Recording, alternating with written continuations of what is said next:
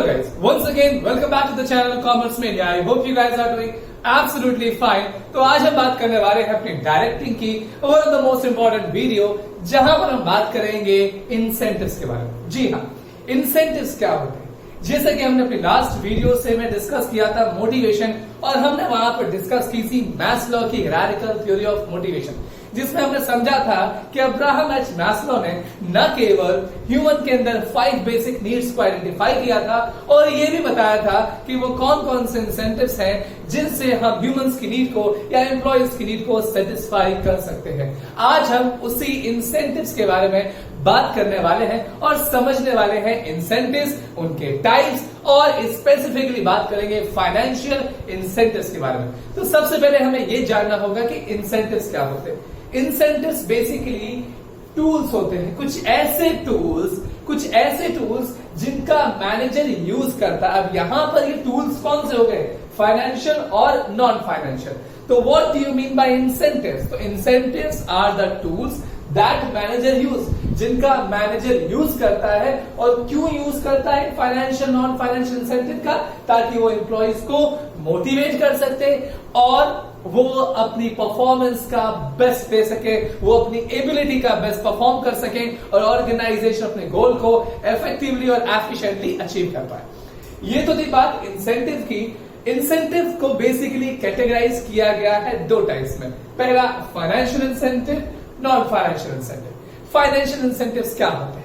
Financial incentives are those incentives that can be measured or calculated in terms of money. यानी financial incentives वो incentives होते हैं जिनको हम मनी में मेजर या कैलकुलेट कर सकते हैं, और नॉन फाइनेंशियल इंसेंटिव्स वो इंसेंटिव्स होते हैं जिनको हम मनी में मेजर या कैलकुलेट बिल्कुल नहीं कर सकते।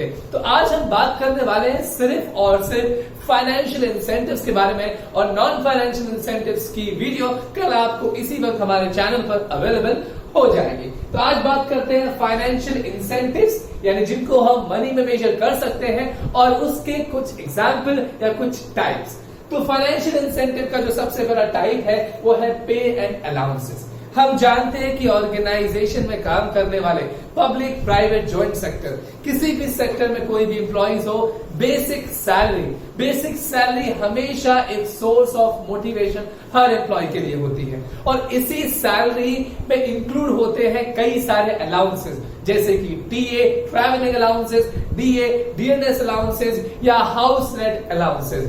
तो बेसिक जो पे, यहां पर पे का मतलब है बेसिक पे सैलरी, और सैलरी में इंक्लूड होते हैं सारे अलाउंसेस। और हम जानते हैं कि organisation most of the time अपने एम्प्लॉइज को मोटिवेट करने के लिए उसी सैलरी में हाइक का लालच देती है, और अपेरेंटली जिससे एम्प्लॉइज की परफॉर्मेंस एनहांस हो जाती है, क्योंकि सैलरी एक सबसे बेसिक मोटिवेटर की तरह काम करती है।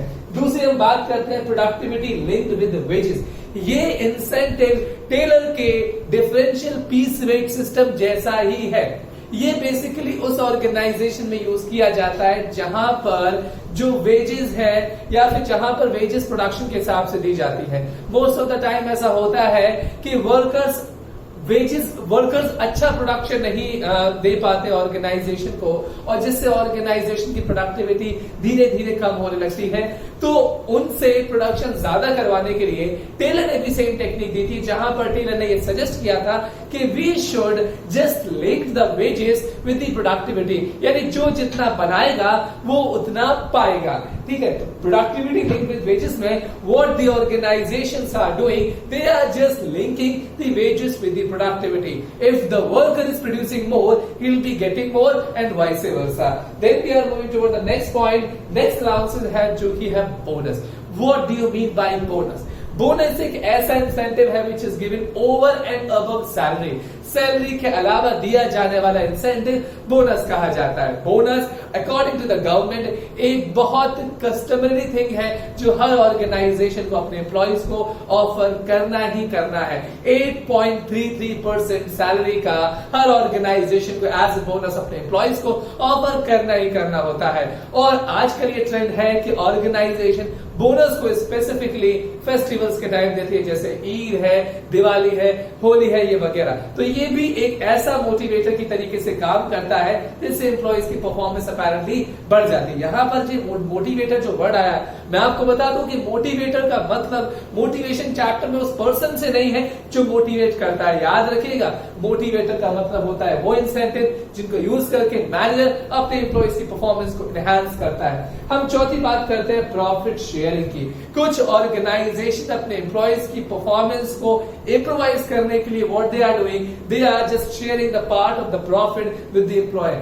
वैसा बेसिकली अगर देखा जाए तो ये अकाउंटिंग की अगर लैंग्वेज में बात की जाए तो ये पूरी कॉन्ट्राडिक्टरी थिंग है, क्योंकि बेसिकली क्या होता है कि अकाउंटिंग की लैंग्वेज में जो प्रॉफिट हमेशा शेयर किया जाता है वो एम्प्लॉय से ही शेयर किया जाता है। तो प्रॉफिट शेयरिंग में ऑर्गेनाइजेशन अपने एम्प्लॉयज के साथ एक part of the profit share कर देती है, जिससे उनके अंदर फीलिंग ऑफ ओनरशिप आती है और वो उस कंपनी को अपनी कंपनी की तरीके से समझकर काम करते हैं, और जिससे बेसिकली परफॉर्मेंस इनहैंस होती है कंपनी की भी और उनकी भी। नेक्स्ट हम बात करते हैं को पार्टनरशिप और स्टॉक ऑप्शन। को पार्टनरशिप और स्टॉक ऑप्शन एक वेल नोन इंसेंटिव है, लेकिन ऐसा नहीं है कि ये हर ऑर्गेनाइजेशन, हर सेकंड ऑर्गेनाइजेशन में आपको देखने को मिल जाए। को पार्टनरशिप स्टॉक ऑप्शन में ऑर्गेनाइजेशन क्या करती है, ऑर्गेनाइजेशन अपने शेयर्स को एम्प्लॉइज को मार्केट वैल्यू से कम पर ऑफर करती है। तो को पार्टनरशिप स्टॉक ऑप्शन में they are asked to have the shares, ठीक है, उनको शेयर्स ऑफर करती है। ये भी एक देखा जाए प्रॉफिट शेयरिंग जैसा ही है, बट प्रॉफिट शेयर करने से ऐसा नहीं है वो कंपनी के मालिक बन गए, लेकिन हाँ, जब उनको अगर स्टॉक्स मिल जाएंगे, शेयर मिल जाएंगे, तो कहीं ना कहीं उनके अंदर ओनरशिप की फीलिंग आ जाएगी। तो स्टॉक ऑप्शन में ऑर्गेनाइजेशन मार्केट वैल्यू से कम पर उनको स्टॉक्स यानी शेयर्स ऑफर करती है, बेसिकली जिससे उनकी परफॉर्मेंस इम्प्रोवाइज हो जाती है, because they are now considering the company as their own. Next हम बात करते हैं रिटायरमेंट बेनिफिट। कल मैंने आपको अब्राहम एच मैस्लो की हिरार्चिकल थ्योरी ऑफ मोटिवेशन में सेकंड जो नीड समझाई थी, सेफ्टी एंड सिक्योरिटी, जहां पर मैंने बात की थी कि हर एक एम्प्लॉय फिजिकल सेफ्टी और फाइनेंशियल सिक्योरिटी चाहता है। तो फिजिकल सेफ्टी के लिए हमारे ऑर्गेनाइजेशन हमारे एम्प्लॉयज को कुछ रिटायरमेंट बेनिफिट्स देती है। याद रखिएगा, सेफ्टी और सिक्योरिटी नीड्स पूरी हो सकती है रिटायरमेंट बेनिफिट्स से। तो रिटायरमेंट बेनिफिट्स में organisation pension plan, gratuity, fund जैसे इंसेंटिव ऑफर करती है जो एम्प्लॉयज की सेफ्टी एंड सिक्योरिटी नीड्स को सेटिस्फाई कर देता है। And last we going to talk about perquisites, perks and fringes. Perquisite, perks और fringes ये भी given to the employees over and above salary। इसमें perks और fringes में क्या होता है, ऑर्गेनाइजेशन जिस एम्प्लॉय को कार अलाउंसेस दे रही है, हाउस अलाउंसेस दे रही है, लाइक उन्होंने ऑर्गेनाइजेशन ने एम्प्लॉय से क्या रखा है कि ठीक है आप फ्लैट में रहिए जाकर, फ्लैट का या होटल का जो एक्सपेंस है वो ऑर्गेनाइजेशन बेयर करेगी, ठीक है, कार से ट्रैवल करिए, पेट्रोल का खर्चा ऑर्गेनाइजेशन बेयर करेगी। Perquisite और perks और fringes का एग्जाम्पल ये भी है कि organisation is paying the fee of the employees child, ठीक है, चिल्ड्रन। ऑर्गेनाइजेशन एम्प्लॉइज के बच्चों की एजुकेशनल फीस को भी बेयर करती है। तो ये भी एक कॉमन इंसेंटिव है जिसे ऑर्गेनाइजेशन हमारे एम्प्लॉइज को ऑफर करती है and which act as a motivator. तो आज ये कुछ हमने फाइनेंशियल इंसेंटिव्स को डिस्कस किया, और कल हम बात करने वाले हैं नॉन फाइनेंशियल इंसेंटिव, जहां पर हम उन इंसेंटिव्स को समझने वाले हैं कि जो मेजर नहीं होते in terms of money, but still they are a source of motivator. I hope you like this video. अगर आपको ये वीडियो पसंद आए तो प्लीज अपने प्यारे प्यारे कमेंट हमारे कमेंट बॉक्स में जरूर लिखें। If you have any doubt you can just DM us on Instagram और you can directly write in the comment box. Till then मैं सलीम खान इजाजत चाहूंगा। Good night.